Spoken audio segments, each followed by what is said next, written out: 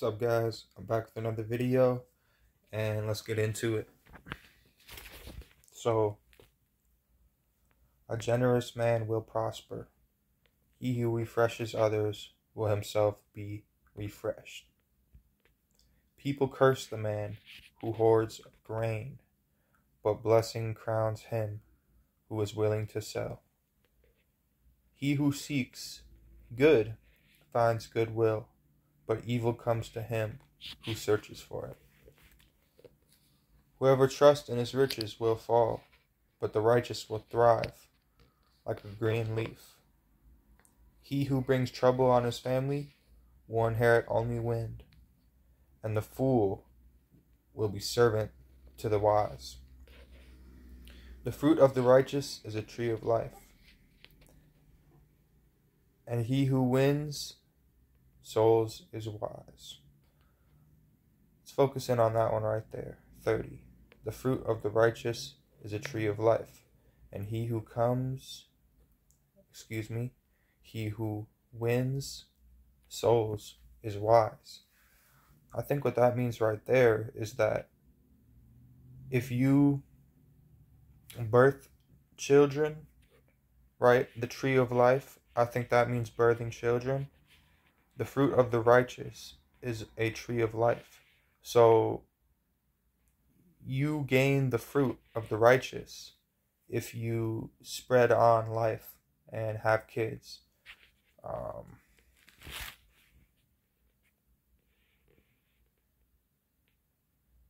And then he who wins souls is wise.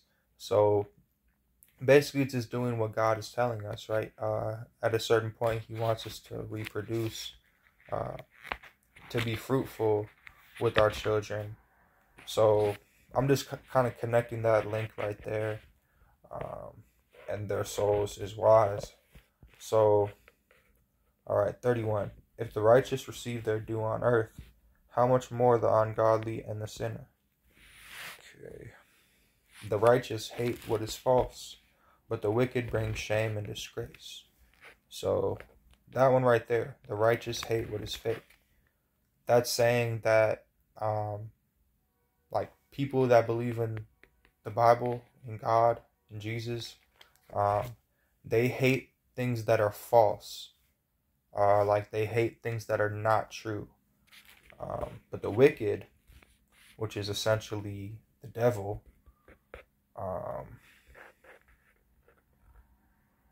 brings shame and disgrace. So that's basically just what the wicked figure is shame, disgrace. But the righteous hate what is false. So this might sound extreme, but like hate anything besides this, right? Like this is the original knowledge. A lot of things come out of it, but people don't give credit back to God, Jesus Christ. They don't always give back to it, but it's like this Holy Bible goes throughout everything. It kind of like so many things from the Bible are already out there. Once you read the Bible, you'll make the connections. But yeah, basically just here's one more that I saw. A man's riches may ransom his life, but a poor man hears no threat. So basically saying a man that has money, it could potentially ruin his life. So a poor man hears no threat to that situation. Let's see. One man pretends to be rich, yet has nothing. Another pretends to be poor, yet has great wealth. That one is very big. That's a very big one. One man pretends to be rich, yet has nothing. Another pretends to be poor, yet has great wealth. That's a very true one. He who guards his lips guards his life, but he who speaks rashly will come to ruin. That's a very good one. Dishonest money dwindles away, but he who gathers money little by little makes it grow. Very good. That's a very good one. He who scorns instruction will pay for it, but he who respects a command is rewarded. Very good one. The teaching of the wise is a fountain of life. Good understanding wins favor, but the way of the unfaithful is hard. Okay. The way of a fool seems right to him, but a wise man listens to advice. It's a good one right there. A fool shows his annoyance at once, but a prudent man overlooks an insult. I actually had a question about this one, guys. So a fool shows his annoyance at once. So I understand what that means. It's basically saying somebody who just gets annoyed easily is a fool. But a prudent man overlooks an insult. So I'm wondering what the word prudent means. Prudent. But a prudent man overlooks an insult. So I understand the sentence besides the word prudent. I just need a refresher on what that one means. So yeah, basically, truthful witness gives honest testimony. Okay. A truthful witness gives honest testimony, but a false witness tells lies. Reckless words pierce like a sword, but the tongue of the wise brings healing. Truthful lips endure forever, but a lying tongue lasts only a moment. That's a true one. It's a very true one right there. There is deceit in the hearts of those who plot evil, but joy for those who promote peace. Very good. No harm befalls the righteous, but the wicked have their fill of trouble.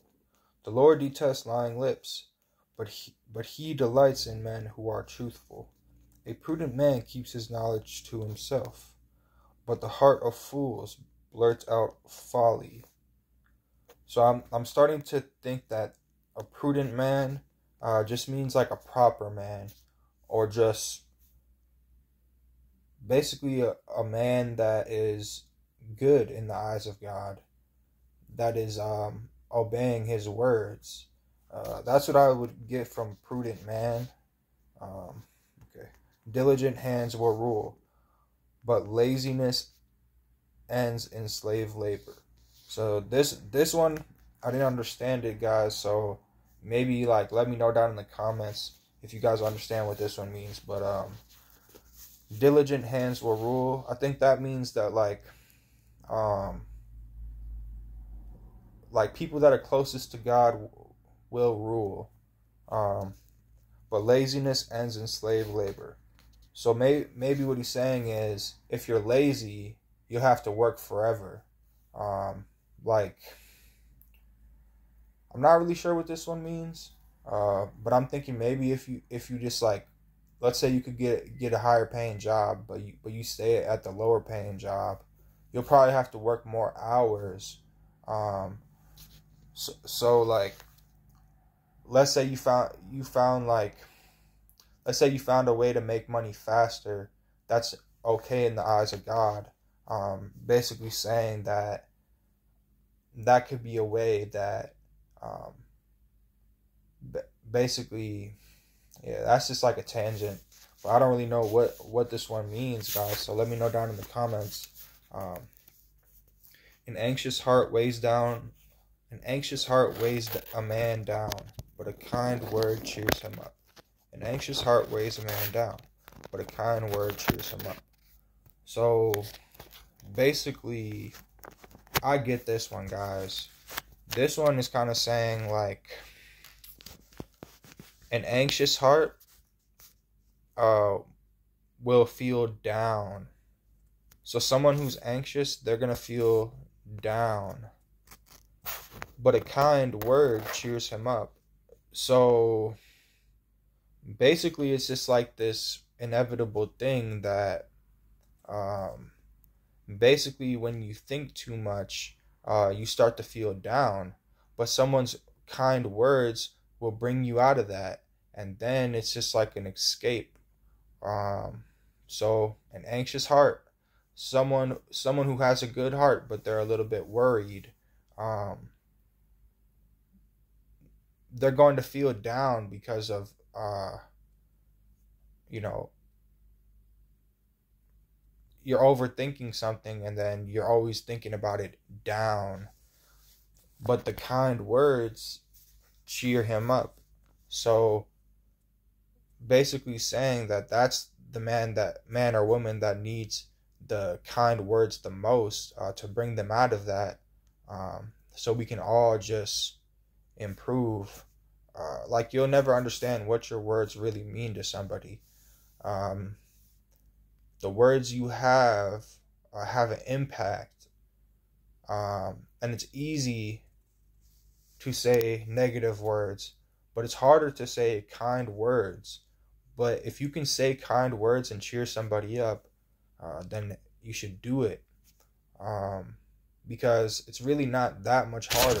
It's just you have to come up with something on the spot, uh, to say to them that's authentic. That's not just something that's like a catchphrase. Like, you're thinking of words for them. Like, you're sort of like guiding them in a way. Like, you're just taking them under your wing and like giving them kind words, and then they'll probably respond and say like what they have to say. So the lazy man does not roast his game, but the diligent man prizes his possessions. This is another one, guys. Number 27. I wanted you guys to let me know what you think about this one and explain it to me. What does this mean exactly? In the way of righteousness there is life. Along that path is immorality. In the way of righteousness there is life. Along that path is immorality. So once again, guys, this is referring, this one goes very deep.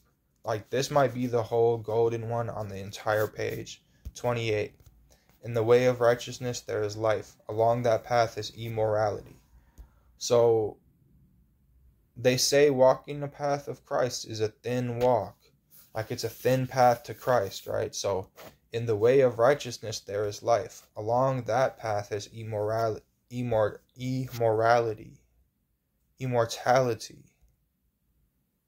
Okay, so immortality. So it is death. So that means death. So look at, in the way of righteousness there is life. So basically saying, if you do what's right,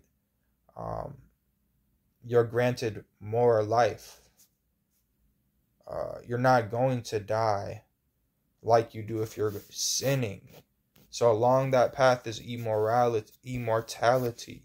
So people who aren't walking this thin walk with Christ, all the other paths are death.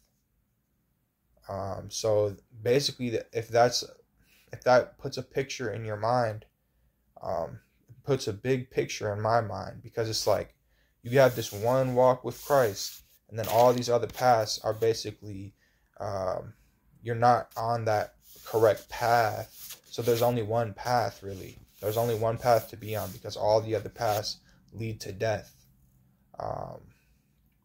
This is a very this is like a very steady like idea, theme throughout the Bible, that you must be righteous, and if you are sinning, then you are going to eventually die, because the devil comes to hurt, steal, and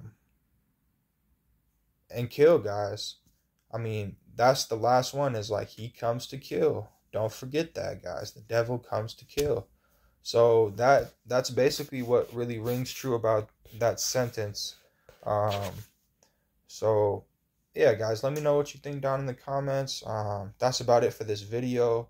And thanks for tuning in. Don't forget to like, comment, and subscribe. I'm out.